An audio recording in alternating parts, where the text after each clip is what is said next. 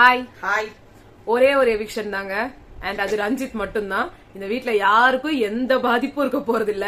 எல்லாம் இருக்க மாதிரி இருக்க போறாங்க. ஃபேமிலி வீக்கா இருந்துச்சுன்னா 12 பேரோட ஃபேமிலிஸ் வந்து ரொம்ப பயங்கரமா இருக்க போகுது. ஏன்னா போன வாட்டி சீசன் 7ல எத்தனை பேரோட ஃபேமிலிஸ் வந்திருந்தாங்க? 8 பேர் இருந்தாங்க. 8 பேர். எப்பவுமே 8 பேர் தான் இருப்பாங்க. இந்த வாட்டி 4 பேர் எக்ஸ்ட்ரா, அவ்வளவுதான். சோ அதனால அவங்க துட்டு அவங்க காசு. பாதிப்பு உக்காந்துக்கிட்டு ஒரு ஆளுங்களை போட்டு கூட கூடி தச்சுட்டு கும்மாளம் போட்டு உட்காந்துட்டு இருக்காங்க. சோ அப்டேட்ஸ்லாம் வந்து என்னதுன்னா, இன்னைக்கு பூரா ரோஸ்ட் இருக்குங்க.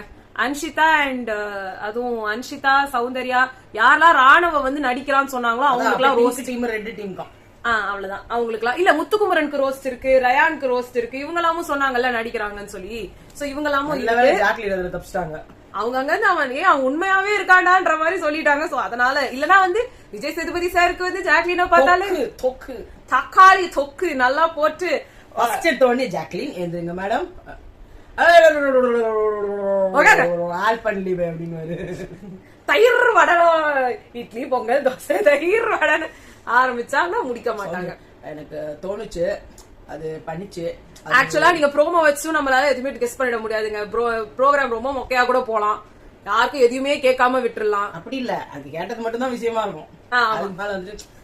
நீங்க சாப்பாடு எல்லாம் போடுறீங்க, அதெல்லாம் நல்ல கேரக்டர் உங்ககிட்ட. அதோட யாருமே சந்தேகப்படக்கூடாது. சீரியஸா பாத்தீங்கன்னா கூட அன்ஷிதால இருந்து எல்லாருமே பண்ணது ஒரு பயங்கரமான கேம். இது செம்மையா இருந்துச்சு. வாயில வார்த்தையை விடாம இருந்துட்டாங்கன்னா இது எந்த மேட்டருமே இல்ல. கேக்குறாரு மஞ்சளியும் ஜாக்கியும் அவங்க பேசுனதை கேக்குறாரான்னு பாப்போம். அது கேட்க மாட்டாரு. அது கேட்கலன்னா அப்புறம் இவரு இது கேட்டே பிரயோஜனம் கிடையாது. அப்ப அது ராணவ், அது எதுக்காகனா ராணவுக்கு நிஜமாவே அடிபட்டிருக்கு. நீங்க உண்மையாவேதான் உள்ள வச்சிருக்கோம். சரி, அடிபட்டவரை ஏங்க வீட்டுல வச்சிருக்கீங்க? நல்ல கதையா இருக்கு. 3 வாரம் அவரால் ஒண்ணும் செய்ய முடியாது. 3 வாரத்துக்குள்ள அப்புறம் ப்ரோக்ராம் முடிச்சுட்டா பரவாயில்லையா? ஒத்த கையோட வின் பண்றாரு அவரு. அங்க ரம்யா பாண்டியனை வச்சிருக்கும் போது ரம்யா பாண்டியனுக்கு வந்து அடிபட்டதே வந்து அந்த டிக்கெட் டு ஃபினாலே டாஸ்க் அப்பதான். சோ அப்பயாவது ஃபைனல்ஸ்ல இருக்க ஒரு வாரம் தான் அந்த ஃபைனலை ஓட்டிடலான்ற ஒரு இது இருந்திருக்கு.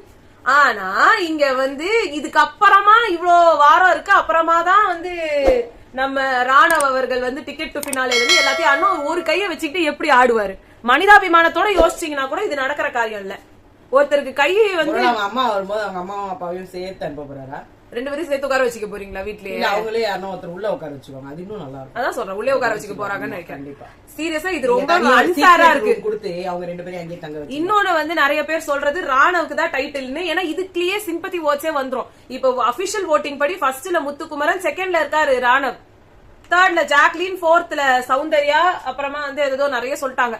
சோ அப்படி இருக்கும்போது நம்ம 5th தீபக் நினைக்கிறேன் ஏதோ. அப்படி இருக்கும்போது ராணவ் வந்து டைட்டில் வின்னர் ஆகிறதுக்கு இன்னும் ஒன்னும் பெரிய விஷயம் இல்ல. ஒரு ஸ்டெப் தான், அது அவர் ஆயிடலாமே.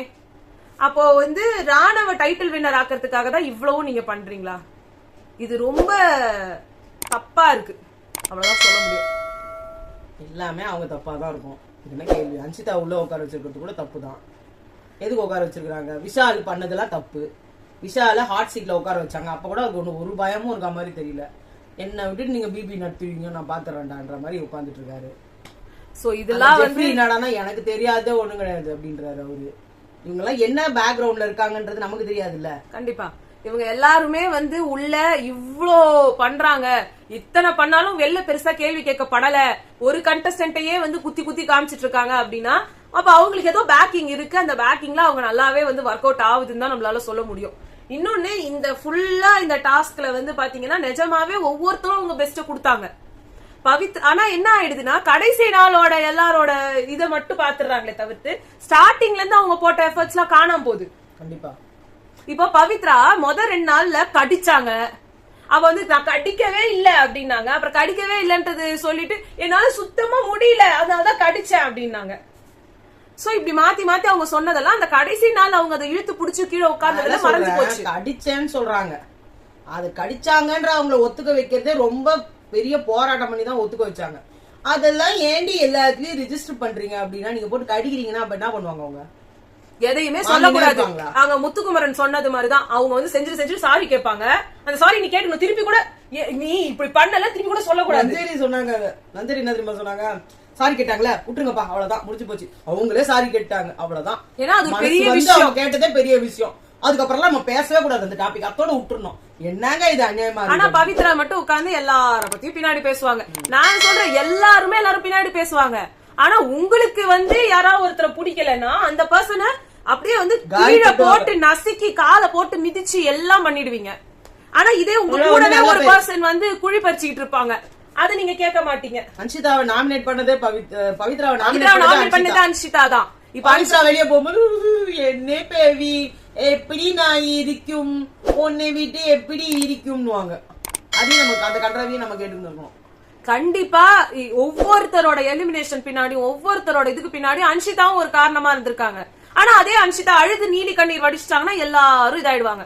நாங்களே சொன்னோம் இத்தனை கேமையும் ஆடி அங்க சமைச்சு ஒரு பெரிய விஷயம்னு. அது எல்லாத்தையுமே மறக்கடிக்கிறதுக்கு ஒரு வார்த்தை போதுமே, இவ்வளவு வார்த்தைங்க விட்டுட்டீங்களே.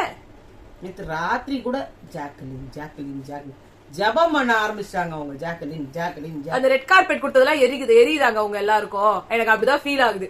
இன்னொரு பக்கம் ஜாக்லின் அந்த ரெட் கார்பெட்டை வச்சு அவங்க ஏதாவது ஒரு பெரிய சம்பவம் பண்ணுவாங்கன்னு பார்த்தா அவங்க டோட்டலா ஒண்ணுமே பண்ணாம அழ ஆரம்பிச்சிட்டாங்க. சரி அந்த ஒரு பிரேக் டவுன்ல இருந்து அங்க வெளியில வந்தாவது ஏதாவது பண்ணுவாங்கன்னு பார்த்தா அப்பயும் உட்காந்து ஒண்ணுமே பண்ணல. இந்த பிரச்சனை வந்துச்சு, முத்துக்குமரன் பிரச்சனை. சோ இதெல்லாம் வச்சு முடியல. இந்த இது ஏன்டா உங்களுக்கு ஓட் போட்டோம், ஏன்டா ரெட் கார்பெட் வந்துச்சுன்ற மாதிரி ஆயிடுச்சு. இவரே அதை காலி பண்ணுன்றதுக்காக தான் இந்த இது. ஏன்னா அன்ஷிதா எல்லாம் சொல்லிட்டு இருந்தாங்க பாரு, ஞாலாம் அவங்க வந்தாங்கன்னா நான் வச்சு செஞ்சுவேன், நான் இப்படி பண்ணிடுவேன், நான் அப்படி பண்ணிடுவேன். அது ஆக்சுவலா அவங்க பண்ணி இருக்கணும். அவங்க அவங்க பண்ணிட்டா அது இதுவாயிடும்ன்றதுக்காக தான் இவங்க பிரச்சனை பண்ணாம இருக்கிறதே. இவங்க அதை வச்சு ஒரு சம்பவம் அதை வச்சு இவங்க ரெட் கார்டு கொடுத்து வெளில அமைச்சிருவாங்க ஜாக்லின. அங்க அவங்களுக்கு சப்போர்ட் கிடையாது, மக்களோட சப்போர்ட்டும் கிடையாது, ஹோஸ்டோட சப்போர்ட்டும் கிடையாது. இப்போ வாட்டி அர்ச்சனா வந்தாங்கன்னா அட்லீஸ்ட் அவங்க கண் எதிரில் அவங்களோட கிளாப்ஸையாவது கேட்டாங்க, ஓகேவா? மத்தவங்க எல்லாம் எதிர்பார்த்தாங்க, ஹோஸ்ட் எதிர்பார்த்தாங்க. அங்க விசித்ரான்ற ஒரு பலம் இருந்தாங்க அவங்களுக்கு. ஒரு கட்டத்துக்கு மேல அவங்க இல்லனா கூட வெளியில இருந்து அந்த கைத்தட்டல் ஒரு மோட்டிவேஷன். இவங்களுக்கு எதுவுமே தெரியாதுல்ல, இவங்க உள்ள என்ன நடக்குதுன்னு தெரியல. பெரிய வில்லியா காமிக்கிறான், என்ன கேவலப்படுத்தி கூட. ஆனா அர்ச்சனாவும் இந்த டீஸ்வரி கேரக்டர் கொடுத்தப்ப அவங்களும் அதான் நினைச்சாங்க, என்ன வில்லியா இத்தனைக்கும் அவ்வளவு கிளாப்ஸ் வந்தப்பயுமே பிக் பாஸ் எவ்வளவு மோட்டிவேஷனா பேசினாரு. இல்ல அப்பயுமே எனக்கு டீஸ்வரி கேரக்டர் கொடுக்குறாங்க, அது ஒரு வில்லி கேரக்டர், அப்ப என்ன எல்லாரும் வில்லியா பாக்குறாங்க. அதுதான் தோணும். நீ அது பல கால்குலேஷன்ஸ் போட்டுதான் அவங்க பண்ணுவாங்க. இப்ப நீ நம்ம சொல்ற மாதிரிதான் இன்னைக்கு காலையில அந்த 2 பாட்டு மாற்றான் பாட்டு வந்தது இல்லையா, அதுல எப்ப சொல்லிட்டு இருக்காங்க அன்ஷிதா ரெண்டு சூர்யா சேர்வேரு இல்லே, அதனால டபுள் எவிக்சன் ஒண்ணு பவித்ரா உண்மை தெரியாத மாதிரி. அப்படியா அப்படிலாம் வேற பாப்பாங்களா, என்னடி இது? பவித்ராக்கு இதெல்லாம் நல்லா தெரியும், அவங்க எல்லா சீசன்ஸையும் உட்கார்ந்து பாத்துருக்காங்க. பட் எதுக்கு இந்த இன்னசென்ட் பிளேன்றது எனக்கு சத்தியமா புரிய மாட்டேங்குது. நீங்க ஸ்மார்ட்டா இருக்கீங்கன்னா ஸ்மார்ட்டாவே காட்டுங்களேங்க உங்களை. ஏன் நீங்க உங்களையே பாவமான ஒரு இதுல காமிச்சுக்கணும்னு நினைக்கிறீங்க? ஒருத்தர் தன்னையே பாவமா காட்டிட்டா எல்லாரும் சுதாரிச்சுவாங்க, இது பாவம் அப்படின்னு விட்டுட்டு எப்படி இவ்வளவு நாள் கடந்துட்டாங்கல்ல. ஆமா ஆமா, இவங்கள விட கிளவர் தர்ஷிகா அவங்க வெளியே போயிட்டாங்களா? ஆமா ஆமா, அதான் இவங்களோட கிளவர் சுனிதா வெளில போயாச்சா? இவங்க இவ்வளவு உட்கார்ந்து இருக்கிறதுக்கு காரணமே யாருமே இவங்களுக்கு நோட்டீஸே பண்ணல. இப்ப கூட விஜய் சேதுபதி அந்த பொம்மை டாஸ்க பத்தி சொல்லலன்னா இவங்க இவ்வளவு பிளே பண்றவங்கன்னு யாருக்குமே தெரியாது. அங்க உள்ள எல்லாருமே அதை சொன்னாங்க. அப்படியா பவி நீ அப்படியா பண்ணனே, நான் என்னமோ பண்ணண்டா, அதுக்கு இப்படி பேரு வைக்கிறாங்கடா அப்படின்றாங்க. ஆனாலும் எல்லாரும் சுதாரிச்சுட்டாங்க, ஓ இது பயங்கரமான ஆளுன்ட்டு. ஆனா ரொம்ப டிலே. ஆமா ஆமா. சோ இதுதான் நாங்க சொல்லணும்னு நினைச்சோம். சோ யாரும் ஹோப்ஸ் ஹை பண்ணிக்க வேண்டாம். ரஞ்சித் சார் தான் போறாரு, வேற யாரும் போறாரு, அது ரொம்ப லேட்டா தான் போறாரு. சோ நான் உங்களுக்கு இன்னைக்கு நைட்டு சந்திக்கிறோம். பாய்.